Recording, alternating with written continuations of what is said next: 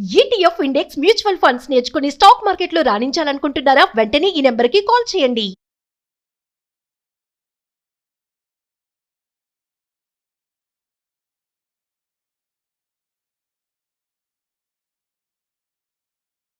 నమస్తే, welcome back to Suman TV. Present మనతో పాటు ఉన్నారు stock market analyst Sundar Rama Reddy గారు.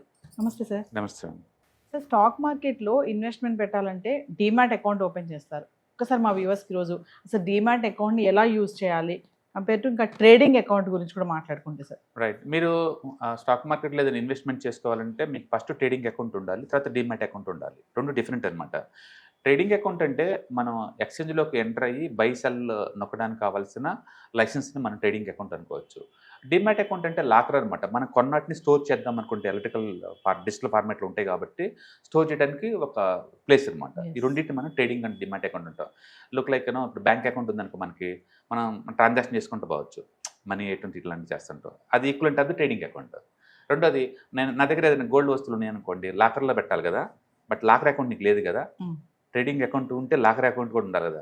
అందుకని బ్యాంక్ అకౌంట్ వేరు, బ్యాంక్ లాకర్ అకౌంట్ వేరు.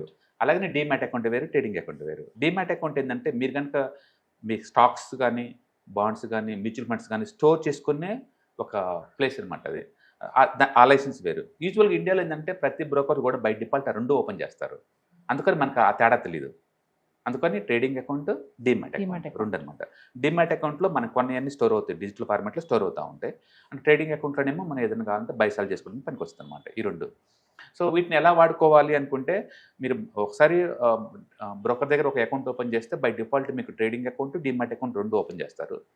అండ్ ఒకసారి ఓపెన్ అయిన తర్వాత మీరు దానికి ఆల్రెడీ బ్యాంకు లింక్ ఉంటుంది. ఎందుకంటే అకౌంట్ ఓపెన్ చేసేటప్పుడే మీకు బ్యాంక్ డీటెయిల్స్ ఇస్తారు కాబట్టి బ్యాంకు నుంచి మీరు ఆన్లైన్ కానీ లేదా యూపీఐ కానీ ద్వారా మనం మనీ ట్రాన్స్ఫర్ చేసుకొని ట్రేడింగ్ అకౌంట్లో లోడ్ చేసుకొని ఇప్పుడు మీకు కావాల్సిన స్టాక్స్ కానీ మ్యూచువల్ ఫండ్స్ కానీ ఈటీఎఫ్స్ కానీ ఏటైనా సరే మనం బై బటన్ నొక్కేస్తారు. ఆ నొక్కిన తర్వాత అదేంటంటే ఈవినింగ్ కల్లా మార్కెట్ క్లోజ్ అవుతుంది కదా, అప్పటికే వాళ్ళకి క్లియరెన్స్ కార్పొరేషన్కి వెళ్ళిపోద్ది అనమాట. వాళ్ళ ఆ ట్రాన్సాక్షన్ క్లియర్ చేసిన తర్వాత మరుసటి రోజుకి మీ డీమ్యాట్ అకౌంట్ చేరుతాయి. మళ్ళీ డీమ్యాట్ అకౌంట్లోకి వచ్చిన తర్వాత ఎప్పుడైనా మీకు మనీ అవసరం అనుకున్నప్పుడు దాన్ని అమ్మేశారనుకోండి, మళ్ళీ సెల్ బటన్ కొట్టేస్తే ఈసారి డీమ్యాట్ అకౌంట్లో ఉన్న స్టాక్స్ మొత్తం వెళ్ళిపోయి దానికి ఈక్వలెంట్ ఆఫ్ అమౌంట్ రిలీజ్ అవుతుంది అనమాట. ఆ అమౌంట్ కావాలనుకున్నప్పుడు మళ్ళీ మన బ్యాంక్ అకౌంట్ ద్వారా మనం విత్డ్రాల్ చేసుకోవచ్చు. అట్లా ట్రేడింగ్ అండ్ డీమ్యాట్ అకౌంట్ ఈ రెండు కూడా స్టాక్ మార్కెట్ సంబంధించిన సెక్యూరిటీస్ ఏమైనా సరే కొనుక్కోవడానికి లేదా అమ్మడానికి వాటిని స్టోర్ చేయడానికి మీకు పనికి వస్తుంది అనమాట ఇది. అయితే ఏమేమి ఛార్జెస్ ఉంటాయంటే, మీరు ఏదన్నా ఒకటి బై చేశారనుకోండి అంటే ఫస్ట్ బ్రోకర్ ఫీజు పడుతుంది. బ్రోకర్ ఇండియాలో బ్రోకర్స్ రెండు రకాలుగా ఉంటారు, డిస్కౌంట్ బ్రోకర్స్ అండ్ మా ట్రెడిషనల్ బ్రోకర్స్. డిస్కౌంట్ బ్రోకర్స్ ఏంటంటే వాళ్ళు డెలివరీ టోటల్ ఫ్రీగా ఇస్తారు, వాళ్ళు ఛార్జ్ చేయరు మీ దగ్గర. ట్రెడిషనల్ బ్రోకర్స్ ఏం చేస్తారంటే వాళ్ళు ఛార్జ్ చేస్తారు, వాళ్ళ ఛార్జెస్ వాళ్ళు చేసుకుంటారు అనమాట. Like Zerodha, grow, angel one వీళ్ళందరూ ఏంటంటే డిస్కౌంట్ బ్రోకర్స్. ఏదన్నా డెలివరీ తీసుకుంటే వాళ్ళు టోటల్లీ ఫ్రీ. మరి వాళ్ళకి డబ్బులు ఎలా వస్తుందంటే కేవలం ఇంటర్డే ట్రేడింగ్, ఎఫ్ఎన్ఓ ట్రేడింగ్ చేస్తేనే వాళ్ళకి అమౌంట్ వస్తుంది, అదే వాళ్ళకి అమౌంట్ ఉండదు. బట్ దీంతో పాటు గవర్నమెంట్ ఛార్జెస్ ఉంటాయి ప్రతి ట్రాన్సాక్షన్లో కూడా. అంటే బ్రోకర్ పే చేస్తాం కదా, తర్వాత స్టాంప్ డ్యూటీ పే చేయాలి స్టేట్ గవర్నమెంట్. మీ పాన్ కార్డ్ అడ్రస్ ఏ గవర్నమెంట్ దగ్గర ఉంటే ఆ గవర్నమెంట్కి వెళ్ళిపోద్ది స్టాంప్ డ్యూటీ ఛార్జెస్. అండ్ మూడోది జిఎస్టీ ఉంటుంది, అది సెంట్రల్ గవర్నమెంట్కి వెళ్ళిపోతుంది. అండ్ నాలుగోది సెక్యూరిటీ ట్యాక్స్ ఉంటుంది అనమాట. ఓకే, ఇప్పుడు మనం స్టాక్స్ కొన్నాం అనుకోండి, ఎస్టీటీ అంటారు, సెక్యూరిటీ ట్రాన్సాక్షన్ ట్యాక్స్ అనమాట, అది సెంట్రల్ గవర్నమెంట్కి వెళ్ళిపోతుంది అనమాట అది. అండ్ ఇవి కాకుండా మళ్ళీ ఈ ఇండియన్ స్టాక్ మార్కెట్ని కంట్రోల్ చేసే స్టాట్యూటరీ బాడీ ఉంటుంది కదా, సెబీ కూడా వెళ్ళిపోతుంది అనమాట. ప్లస్ మీరు ఏ ఎక్స్చేంజ్లో కొన్నారో స్టాక్స్ని ఆ ఎక్స్చేంజ్ కూడా పే చేయాలి, మీరు ఎన్ఎస్సీ కానీ బీఎస్సీ కానీ. అంటే మీరు ఏదన్నా స్టాక్ కొంటే broker fee, SEBI fee, exchange fee, central గవర్నమెంట్కి జిఎస్టీ అండ్ ఎస్టీటీ, స్టేట్ గవర్నమెంట్కి స్టాంప్ డ్యూటీ, ఇవన్నీ పే చేయాలి. ఇన్ని అయిపోయిన తర్వాత మళ్ళీ మీరు 1 డే కోసం కొన్నారనుకోండి, విత్ ఇన్ ద డేకి అయితే ఇవే ఉంటాయి. బట్ నేను 2 డేస్ ఉంచుకుందాం అనుకున్నారనుకోండి, మరి డీమ్యాట్ అకౌంట్ వాడుతున్నారు కదా, డీమ్యాట్ అకౌంట్ కూడా పే చేయాలి. ఒక్కసారి డీమ్యాట్ అకౌంట్కి వచ్చింది అనుకోండి, తక్కువ అంటే 13 రూపీస్, ఎక్కువ అంటే 20 రూపీస్ దాకా పడతాయి మీకు.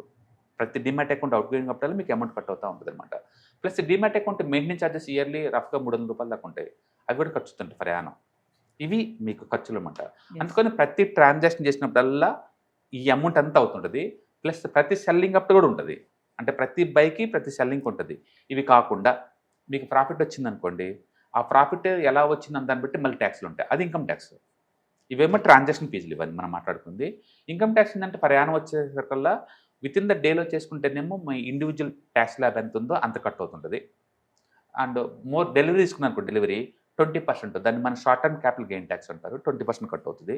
మోర్ దెన్ 1 year తర్వాత మీరు అమ్మారనుకోండి, ఫస్ట్ వచ్చే 1,25,000 ట్యాక్స్లు ఉండదు, తర్వాత వచ్చే డబ్బుకి 12.5% ట్యాక్స్లు ఉంటాయి.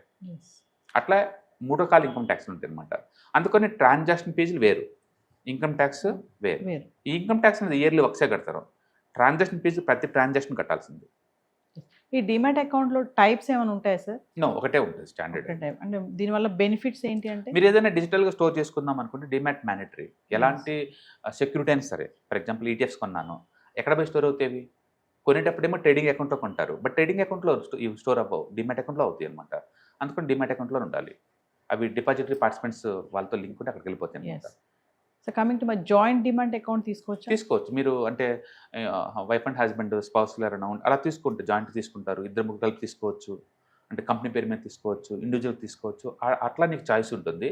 ఆ నామినేషన్ కూడా మీరు ఒకరికి ఇచ్చుకోవచ్చు, ఇద్దరికి ఇచ్చుకోవచ్చు, ముగ్గురు ఎంతమందికి చేసుకోవచ్చు నామినేషన్. అంటే ఒక వ్యక్తికి 2-3 డిమాట్ అకౌంట్స్ కూడా ఉంటాయి. ఎన్నెన్ని తీసుకోవచ్చు. ఇట్లు లైక్ బ్యాంక్ అకౌంట్స్, మీకు ఎన్ని బ్యాంక్ ఒక పర్సన్ ఉంచుకోవచ్చు, అలాగనే డిమాట్ అకౌంట్లో ఎన్ని ఉంచుకోవచ్చు, అంటే ట్రేడింగ్ అకౌంట్లో ఎన్ని ఉంచుకోవచ్చు. బట్ డిమాట్ అకౌంట్లో ఎన్ని ఎక్కువ ఉంటే నీకు అన్ని మెయింటెనెన్స్ ఛార్జెస్ ఫర్ యానం వచ్చి 300 రూపీస్ కట్ అవుతూ ఉంటాయి నీకు. అది ఫ్రీ కాదు, వాడినా వాడిపోయినా డిమాట్ మెయింటెనెన్స్ ఛార్జెస్ అవుతుంటాయి నీకు. ట్రేడింగ్ అకౌంట్ ఛార్జెస్ ఉండవు, వాడితేనే ఉంటాయి. బట్ ఇదైతే మాత్రం అలా కాదనమాట. అందుకని బెస్ట్ మీరు వాడతలేదనుకోండి, దాన్ని క్లోజ్ చేసుకోవడం బెటర్. ఈవెన్ బ్యాంక్ అకౌంట్ కూడా మీరు వాడతలేదనుకోండి, మినిమం మెయింటెనెన్స్ ఛార్జెస్ లేకపోతే పెనాల్టీలు వేస్తారు కదా. అందుకని బ్యాంక్ అకౌంట్లో ఒకటి, డిమాట్ అకౌంట్ ఒకటి మీరు వాడకుండా ఉంటే better to close it. Amount మిగులుతాయి. 2-3 అకౌంట్లు ఉంటాయి సార్ కొంతమందికి, నిజంగా మీరు అన్నట్టుగానే వాడరు, 2-3 అలా వదిలేసి 3rd అకౌంట్ ఓపెన్ చేసి దాన్నే వాడుతూ ఉంటారు. బట్ పాత ట్యాక్స్లు పడతా ఉంటాయి. క్లోజ్ చేయకపోతే మినిమం బ్యాలెన్స్ లేకపోతే పెనాల్టీ పడుతూనే ఉంటాయి నీకు, తప్పించుకోలేరు మీరు. సో వాటిని క్లోజ్ చేసేసుకోవాలి. చేసుకోలేదో ఎవరి ఇయర్ అది అక్యుములేట్ అవుతా పోతుంటుంది కదా, వేస్తూ ఉంటుంది, మీకు ట్యాక్స్లు వేస్తూ ఉంటారు. అందుకని బెస్ట్ ఏంటంటే దాన్ని అఫీషియల్గా ఒక మెయిల్ పెట్టేసి క్లోజ్ చేయమంటే చేస్తారు వాళ్ళు, మీకు ఆ అమౌంట్ మిగులుతుంది. అందుకని demat account maintenance majority Indian brokers ఏం చేస్తారంటే, ఫస్ట్ ఇయర్ అకౌంట్ ఓపెన్ చేసినప్పుడు ఆ 1 yearకి వాళ్ళు ఎగ్జెప్షన్ ఇచ్చేస్తారు నీకు, వాళ్ళు పే చేసుకుంటారు ఫస్ట్ ఇయర్ వరకే. సెకండ్ ఇయర్ నుంచి ఇండియాలో ఎవరు ఫ్రీగా ఇవ్వరు నీకు డిమాట్ అకౌంట్ మెయింటెనెన్స్, మీరు కట్టుకోవాల్సిందే. మీ అకౌంట్లో నుంచి ఆటోమేటిక్ కట్ అవుతాయి. చాలా మంది అంటే వాళ్ళ ట్రేడింగ్ అకౌంట్లో అమౌంట్ వాళ్ళు తెలియకుండానే కట్ అవుతుంది కాబట్టి వాళ్ళు ఫ్రీ అనుకుంటారు. బట్ డిమాట్ అకౌంట్ ఫ్రీ ఎప్పుడూ ఉండదు, ఇయర్లీ మెయింటెనెన్స్ ఛార్జెస్ కట్టాల్సిందే. రెండోది, ప్రతి ట్రాన్సాక్షన్ ఇన్కమింగ్ ఫ్రీగానే ఉంటుంది డిమాట్ అకౌంట్లోకి, బట్ అవుట్ గోయింగ్ వెళ్ళేటప్పుడు మాత్రం తక్కువ అంటే 13, ఎక్కువ అంటే 20 రూపీస్ కట్ అవుతుంది. హాయ్, మీరు స్టాక్ మార్కెట్కి కొత్త, లేదా మీరు మార్కెట్లో ఉన్నా సరే మనీ మేక్ చేయడం టఫ్గా ఉందా? అంటే స్టాక్ మార్కెట్లో ఎన్ని సంవత్సరాలు ఉన్నా సరే ఇంకా బ్రేకింగ్ ఏం రావట్లేదా? లేదా మీరు పెద్ద మొత్తంలో స్టాక్ మార్కెట్లో మెయింటైన్ చేయాలనుకున్నారా? మీ పొజిషన్ ఏదైనా అయి ఉండొచ్చు. స్టాక్ మార్కెట్లో కనుక లాంగ్ టర్మ్లో మనీ మేక్ చేసుకోవాలనుకుంటే షార్టెస్ట్ పాసిబుల్ వే అంటే ETFs, index funds, mutual funds ద్వారా లిటిల్ బిట్ ఈజీగా ఉంటుందన్నమాట. కాబట్టి మీకు ఎవరికైనా ఇంట్రెస్ట్ ఉందంటే ETFs, index funds and mutual funds నేర్చుకోవడానికి ఇది బెస్ట్ పాసిబుల్ వే ఏంటంటే ETFs, index funds and mutual fund course. ఇది ఎవ్రీ మంత్ వీకెండ్స్లో సాటర్డే, సండే, మండే ఇలా 3 రోజుల్లో daily 2 hours, totally 6 hours program ద్వారా నేర్పడుతుంది. ఇంట్రెస్ట్ ఉన్న పార్టిసిపెంట్స్ కింద స్క్రోల్ అవుతున్న నెంబర్స్ని కాల్ చేయడం ద్వారా లేదా రిజిస్ట్రేషన్ చేసుకోవడం ద్వారా మీ సీట్ని బుక్ చేసుకోవచ్చు.